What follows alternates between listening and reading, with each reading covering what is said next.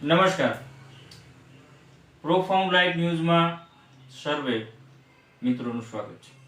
મિત્રો, આજે ગુરુ પૂર્ણિમાનો દિવસ અને શિષ્યો માટે એમ કહીએ તો આનંદ અને હરખની હરીનો દિવસ.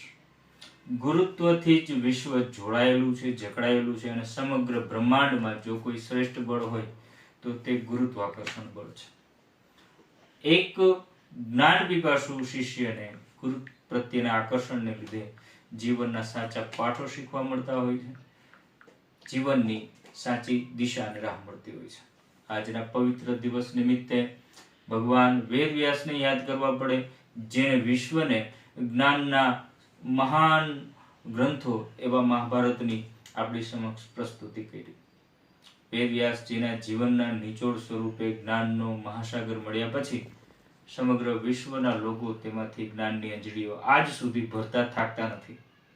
આજના દિવસે એકલવ્ય અને દ્રોણાચાર્યના પ્રસંગને પણ ઘણા લોકો વાગોળે છે કે દક્ષિણામાં ગુરુને પોતાનો અંગૂઠો આપી દેવાવાળા શ્રેષ્ઠ શિષ્યો પણ આ ધરામાં આજે પણ જોવા મળે છે.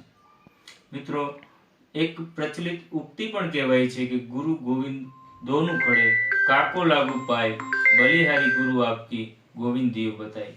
માત્ર ને માત્ર વિશ્વમાં ગુરુ એક જ એવું પાત્ર છે જે શિષ્યના જીવનના કલ્યાણ માટે અવિરત સૂર્યની માફક તપે છે. માનવ જીવનની અંદર ઓળઘોળ થયેલા અંધકારને ઉલેચવાની એકમાત્ર સદઈચ્છા રાખનારી વ્યક્તિ એટલે ગુરુ.